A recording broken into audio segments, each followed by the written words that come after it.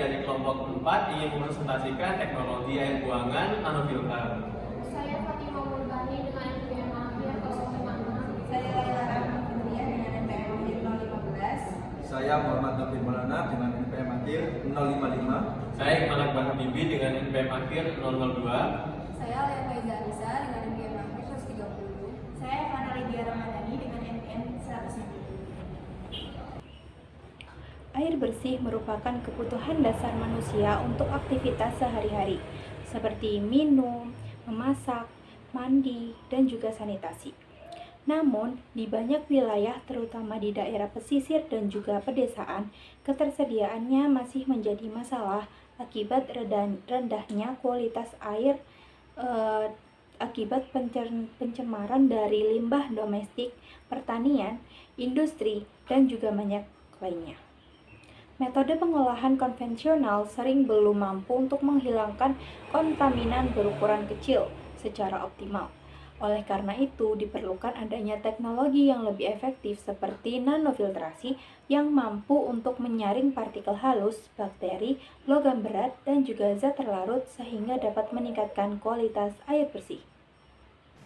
Oke, saya lanjutkan dari tujuan. Yang pertama yaitu untuk mengkaji secara sistematis teknologi nanofilter sebagai alternatif pengolahan air yang mampu meningkatkan kualitas air secara signifikan. Kajian dilakukan dengan konsep menelaah konsep dasar nanofiltrasi, mekanisme pemisahan berbasis membran, serta jenis-jenis kontaminan yang dapat direduksi melalui proses tersebut. Yang kedua yaitu untuk memperoleh gambaran yang utuh mengenai peran nanofiltrasi dalam menjawab permasalahan kualitas air yang semakin kompleks. Yang ketiga, untuk mengevaluasi performa teknologi nanofilter dari sisi operasional dan penerapannya di lapangan. Analisis dilakukan terhadap faktor-faktor yang memengaruhi kinerja sistem, termasuk tekanan operasi, potensi fouling, serta kebutuhan perawatan. Jadi saya akan menjelaskan tentang mekanisme nanofilter. Nanofiltrasi merupakan proses filtrasi membran yang digunakan untuk memisahkan zat terlarut berukuran kecil hingga ion multivalen dalam air. Proses ini umumnya diterapkan pada air dengan kadar padatan terlarut rendah hingga sedang, seperti untuk pelunakan air dan penghilangan senyawa organik.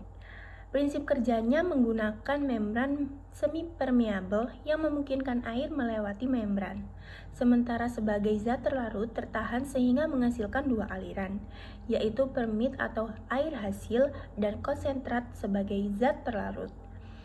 Mekanisme pemisahan dipengaruhi oleh ukuran pori dan muatan permukaan membran. Membran nanofiltrasi pada umumnya bermuatan negatif, mampu menolak ion bermuatan sama serta menahan molekul atau ion multivalen berdasarkan ukuran. Dengan mekanisme tersebut, nanofiltrasi dapat memisahkan berbagai kontaminan seperti garam multivalen, zat organik, dan logam berat sehingga menjadi alternatif yang efektif dibandingkan metode pemisahan konvensional. Selanjutnya saya akan menjelaskan skema nanofilter. Skema proses nanofiltrasi terdiri dari tangki umpan yang berisi air baku, pompa bertekanan, dan modul membran nanofiltrasi. Air umpan dipompa menuju membran sehingga terjadi proses penyaringan yang menghasilkan dua aliran, yaitu permit sebagai air hasil pengolahan dan retetat sebagai konsentrat zat terlarut. Proses filtrasi berlangsung secara cross-flow pada membran spiral one-type flow, di mana sebagian pelarut menembus membran sebagai permit, sementara zat terlarut tertahan sebagai retentat. Dengan proses ini, unit nanofiltrasi berfungsi sebagai tahap pemisahan utama untuk mengurangi kontaminan dan meningkatkan kualitas air. Selanjutnya, saya akan menjelaskan mengenai parameter polutan pada nanofilter. Parameter polutan merupakan ukuran fisik dan kimia yang digunakan untuk menilai tingkat pencemaran pada air buangan dengan mengidentifikasi serta mengukur konsentrasi zat pencemar yang terdapat dalam air limbah. Parameter ini menggambarkan kondisi kualitas air limbah serta besarnya beban pencemar yang berasal dari aktivitas manusia, seperti kegiatan domestik maupun perkantoran. Selain itu, parameter polutan juga digunakan untuk mengevaluasi efektivitas proses pengolahan air limbah dengan membandingkan nilai parameter sebelum dan sesudah pengolahan.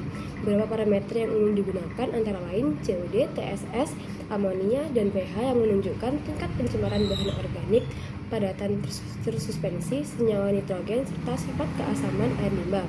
Semakin tinggi nilai parameter polutan, maka semakin besar tingkat pencemaran dan potensi dampaknya terhadap lingkungan perairan. Selanjutnya yaitu ada kelebihan dan kekurangan pada nanofilter. Untuk kelebihan yang pertama yaitu mampu menyisihkan berbagai parameter pencemar seperti warna, COD, BOD, TSS, dan logam berat. Yang kedua yaitu bekerja berdasarkan ukuran pori membran dan muatan sehingga efektif menahan berbagai polutan. Yang ketiga yaitu dapat digunakan sebagai proses pengolahan lanjutan untuk meningkatkan kualitas air buangan sebelum dibuang ke lingkungan. Selanjutnya yaitu ada kekurangan. Kekurangan yang pertama yaitu rentan mengalami fouling membran akibat penumpukan bahan organik, mikroorganisme, dan partikel. Yang kedua yaitu laju air per menit dapat menurun ketika fouling terjadi. Yang ketiga yaitu membutuhkan pre-treatment air limbah sebelum proses filtrasi. Yang keempat yaitu diperlukan pengaturan kondisi operasi dan modifikasi membran agar kinerja tetap optimal. Selanjutnya saya akan membahas tentang nanofilter operation dan juga nanofilter maintenance. Yang pertama yaitu nanofilter operation atau operasi dari nanofilter. Jadi seperti yang kita tahu, nanofilter merupakan sebuah sistem yang digunakan untuk menurunkan TDS air. Nah, cara kerjanya yaitu pertama, pompa akan mendorong sebanyak 5-8 bar air umpan ke dalam membran nanofiltration. Nah, membran nanofiltration ini merupakan sebuah membran permeable yang biasanya terbuat dari polymer film tipis. Nah, dari proses membran nanofiltration ini akan menghasilkan dua aliran air. Yang pertama yaitu aliran hasil atau produk, dan yang kedua yaitu aliran air buangan atau konsentrat. Selanjutnya saya akan membahas tentang nanofilter maintenance atau perawatan nanofilter. Perawatan nanofilter yang dilakukan secara rutin tentunya akan menjaga performa sistem agar tetap stabil dan juga komponen dalam sistem agar bertahan lebih lama. Nah, perawatan nanofilter dapat dilakukan dari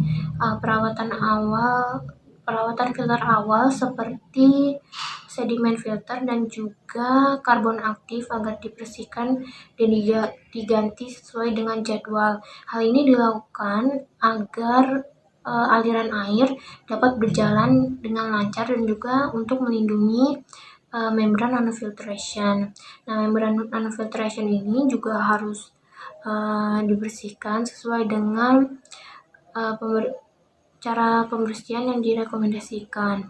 Nah, selain perawatan nanofilter, kalibrasi sistem nanofilter juga memiliki peran penting dalam menjamin akurasi pengukuran dan juga pengendalian dari sistem. Kemudian yaitu kesimpulan.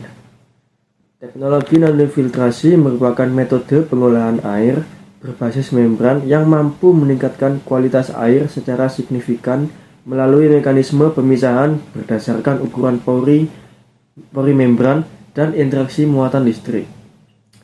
Proses ini efektif dalam mereduksi berbagai kontaminan seperti senyawa organik, logam berat, padatan tersuspensi, serta senyawa nitrogen sehingga berpotensi menjadi alternatif teknologi pengolahan air yang efisien. Nanofiltrasi memiliki peran penting dalam menjawab permasalahan kualitas air yang semakin kompleks, khususnya sebagai tahap pengolahan lanjutan sebelum air dilepas ke lingkungan atau dimanfaatkan kembali. Penerapan teknologi ini mampu meningkatkan mutu air buangan sehingga lebih aman bagi lingkungan dan kesehatan. Dari sisi operasional, performa teknologi nanofilter dipengaruhi oleh beberapa faktor, seperti tekanan operasi, karakteristik air baku, serta potensi fouling pada membran. Oleh karena itu, diperlukan pra-pengolahan yang tepat serta perawatan rutin untuk menjaga stabilitas dan efisiensi kinerja sistem dalam jangka panjang. Penerapan teknologi nanofiltrasi telah dilakukan pada penelitian AHRENS pada tahun 2025 yang berfokus untuk mengurangi mikroplastik PFAS pada air. Pada penelitian tersebut, penggunaan nanofiltrasi terbukti efektif menurunkan polutan. Tetapi, ada beberapa faktor yang mempengaruhi dari nanofiltrasi. Yang pertama, yaitu sistem operasional yang mencakup fouling system, kemudian aliran sistem, dan limbah yang diolah. Maka dari itu, kami selaku penulis dan AHRENS sendiri selaku peneliti memberikan rekomendasi untuk penggunaan nanofiltrasi dengan cara melakukan maintenance yang secara berkala untuk peningkatan mekanisme dari sistem nanofiltrasi serta efisiensi dari penggunaan sistem.